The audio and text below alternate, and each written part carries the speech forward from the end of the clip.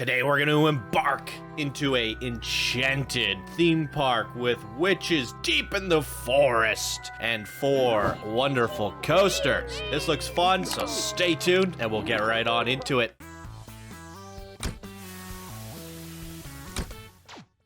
Heyo, my Planet Coaster friends, Johnny5 Alive here, and welcome back to another episode of Park Spotlight Contest Edition. Today we're looking at Enchanted Point, created by afruityshroom. And here they say, this is a witch-filled park that is deep in the forest. Enjoy your journey through the witches' coasters and rides, but beware of its evil spirits you might find. Please view the park at 7:30 p.m., which is what I intended for it to be viewed at. P.S. This is my very first submission, and I'm very open to hearing anything you think I should improve on, and I hope you enjoy it. All right. Well, that is very good.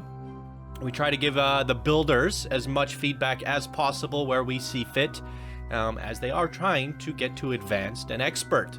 So we'll try to provide some constructive criticism for you here today, afruityshroom. But as you can see, everything in the B-roll is looking pretty good for a first-time submission. So let's go check it out. Okay, ladies and gentlemen, hope you're all doing good today.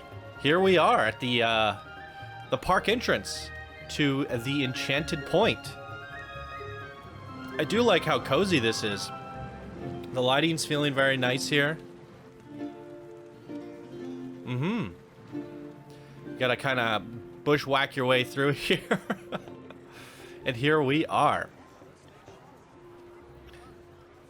So, my first bit of feedback from a bird's eye view, I feel when I was looking at the pathways, I feel like you could have a little bit of debris, some rocks, some shrubs, you know, your trees, there's usually a little bit of bushes and things and rocks and rubble around your trees, and it would just help lend aid to making these pathways just a little bit more interesting, all right? And especially around your queues and stuff. So here we go, our first little flat ride. We can give this a little zip around. Here we go.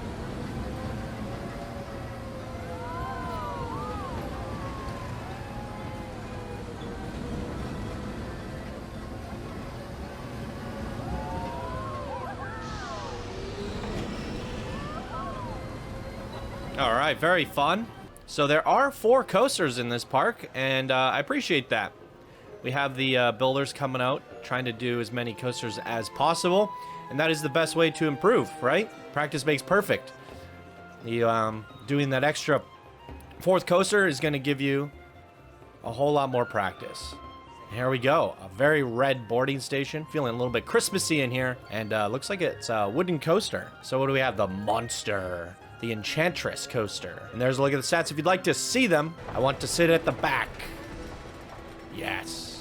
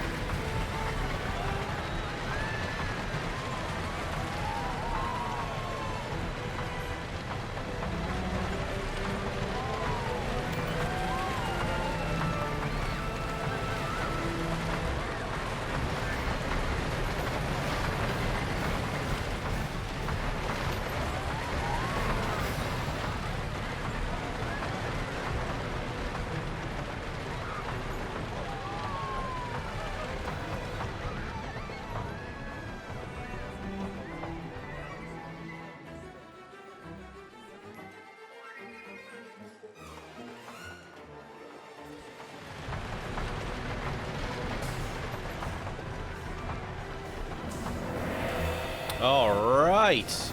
let's talk about it. And I'm gonna just turn the nighttime lighting off for a sec so we can see this at day. It does look really nice at day. And when I was getting the B-roll, in fact, it was really hard to get shots of all the coasters at night because there's so much color on these coasters. Very monotone too. It's just all one color. The coaster layout's pretty good. You added like some pretty strong banking, and a lot of newer builders, first-time creators, tend to forget about that stuff. I personally feel that this block section here is a little too late. It's at the very end of the run. We have to sit here for a while. And the way it usually works is this section of the track, once the coaster passes here, the other one's allowed to leave. So now you're actually going to be stuck here waiting, see, until this one arrives here. So, you know, if this thing is filled up, it's going to be waiting quite a while because it has to essentially wait for the whole course to finish.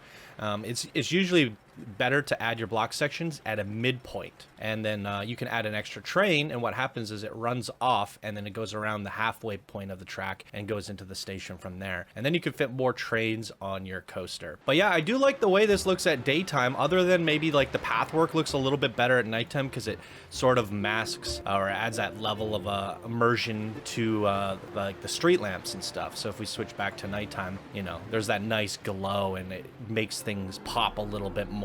So I'm a fan of the footwalk at night, but the coasters themselves are just really, really bright. All one, it's almost like it's a menacing. Yeah, a little bit menacing with all those colors, depending on the color you use. But pure red is really dark. Oh, broken time! Look at this, bunch of clocks. All right, that's cool. Yeah, there's maybe try to push your theming around the ride as well. You put some clocks in the air. What else can you do? Maybe some steampunk cues, right? Try to put all this crazy clocks and things throughout the queue so we're walking through this tunnel of clocks and, you know, pipes and all these gadgets, and that would really help your broken time theme. The witch's snack. Are we gonna be the snack here today? Let's find out. All right. Well, at least you mixed up the colors here a little bit. Green and purple works really well for like a witchy theme. And what do we have? It's called The Spell, and it's a steel track, Malice Unchained, a steel top. There's a look at the stats if you want to see them, and I will cut to it when it's ready.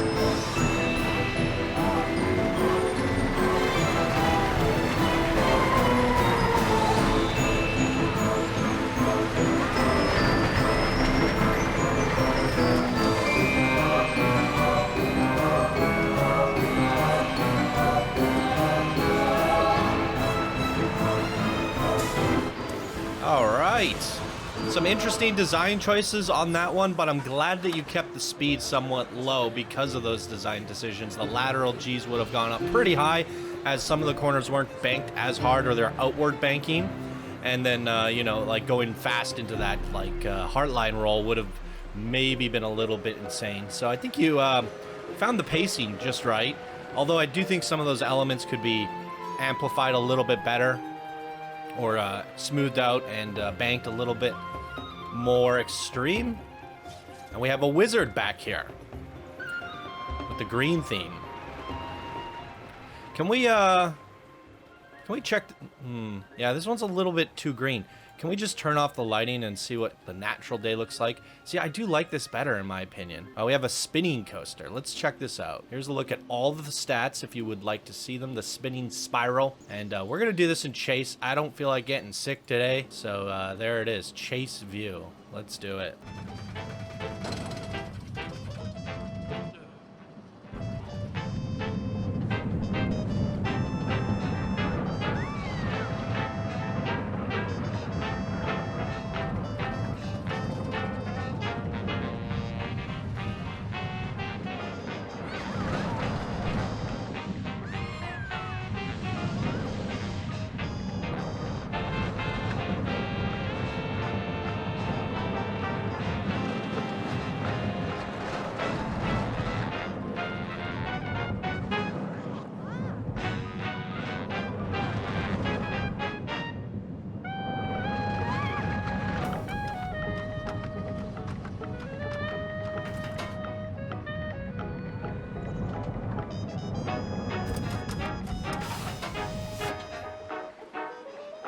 Okay, I do like you're taking a stab at certain elements, and I really like this, how the track comes around and links back into itself. And honestly, we don't see that enough. I would love to see kind of doing a figure 8 and somewhat, if you could, either set this as like a Mobius. I mean, that might be a little bit complicated for a beginner, or let them depart the intervals, shorten the intervals of the departure time, so that if it's starting to do some crazy stuff like this, there'll be another one coming, and they'll be kind of dancing and almost merging into the lanes. There's a lot of fun stuff you can do with the spinning coasters. We don't see a whole lot of that, and I like to see you taking a stab at some of those elements.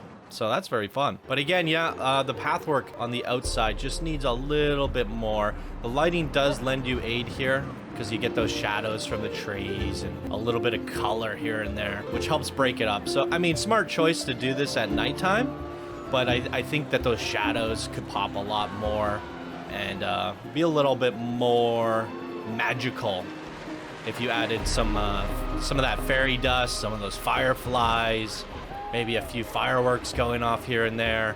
You know, try to add as much of that magic as possible throughout the sides of your park. Yeah. All right, what do we have here?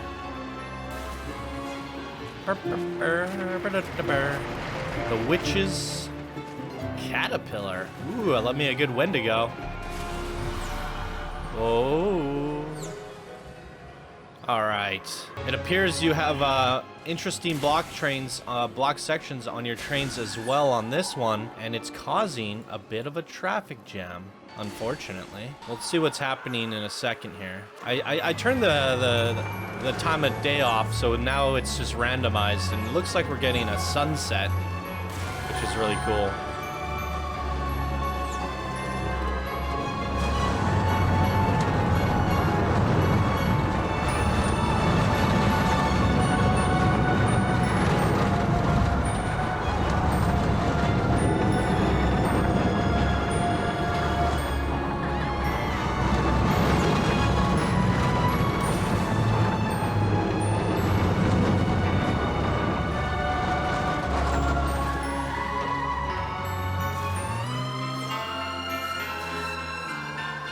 So this is what I was talking about with that last coaster, that you're putting your block sections at the end of the track, and we actually had to wait for the Wendigo to finish its circuit before it can go back in, which causes an extremely long waiting time. And to avoid this, ooh, that's loud. To avoid this for beginners, what I recommend is just don't use block sections. Just have one coaster running. It doesn't really need two coasters running on this, unless you do a midway break, but it really doesn't need it for a junior, because this capacity holds so many guests that like they can't even like queue up, right? If this one was going in right now, it would be unloading and taking the rest of the guests, all 5 of them. So like, yeah, you don't need to do the block sections there. It's just going to make things a little bit more complicated for you. But in terms of like the nighttime lighting and the ride itself, I think this honestly was my favorite coaster. You have a variety of lights. You have theming. We're actually doing like some circles around a little pond here with some witch going on there. Another one at the tree. You have some spooky trees here. Just a lot more going on here. A little bit more theming. It's the magic effects, right? So I like the variation here. You're mixing it up. You're playing with your colors. You're playing with your theming, and you're adding. So that to me makes the experience a little bit better. Obviously, the coaster wasn't as extreme, but it doesn't have to be, in my opinion. So here's a look at the park from a bird's eye view. As I mentioned, when you open this park up, you gotta think of your park, your package from all directions. First of all, I would have probably deleted your borders and found a way to make this seamless. I think you try to make like a fence out of it and fence the park in. But as you can see, if I remove that, the terrain will actually do most of the heavy lifting, and you're allowed to do terraforming outside your park, which you did do here a little bit. So yeah, you can you don't need the border. You can mask it a little bit. But speaking on things from a bird's eye view, that is also important. Even though we're around the foot level, it also gives you an indication of like, okay, I have a lot of lighting here. The footwork, the footpath, the travel points are going to look really nice. But how does the coaster look in terms of presentation? Does this present a good look, a good vibe? And it might be a little bit too red or too purple, and in the distance it kind of just looks blobby, right? So how do you highlight certain aspects of that? Well, what I would probably do is break it up, have a couple lights going up the lift there, like, you know, just white or something, and then highlight the areas that you would like to be purple. So maybe you have like a kraken in the middle here, and it has purple lights that turn on. Maybe you have some triggered lights that light this all up purple. You can have elements of it that are purple, and then elements of it that are white lights, yellow lights, or something else to break it up. And then from a distance, you'll see that lift lighting up, and then, you know, some interesting lights and changes going throughout, and it might break up that monotony a little bit. So I think the bird's eye view lends aid to how things would look, even at a foot level. What I'm trying to say is bird's eye views are always hard to make things look good, but if it looks good from a bird's eye view, it's going to look incredible from a foot level. And for me, this is struggling a little bit on the bird's eye view at nighttime. We switched to daytime, and I'm like, oh, this looks better.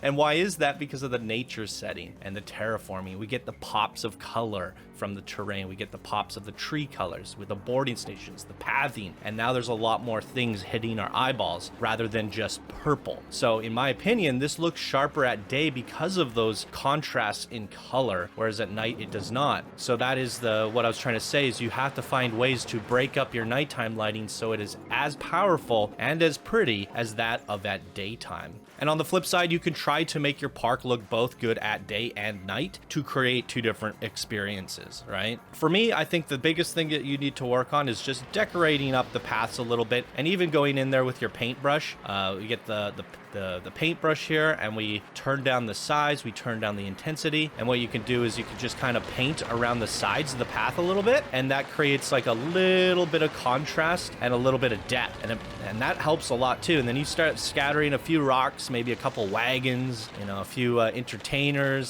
some gestures, and whatever else you can think of from the fantasy pack. There's tons and tons of little things in the fantasy pack that'll lend aid to that. And then maybe even towards the more center of the forest where things are well, maybe not rock, maybe some leaves and stuff. You could, you know, just touch that up around there with where the trees are, because trees will have leaves falling off of them. As obvious as it sounds, it's something that some people overlook. So having a little bit of tree texture around those can add a little bit too. And now when we're walking down the pathway, it does just create a little bit more color and variation. And see this like nice little gradient that we get over here because of that.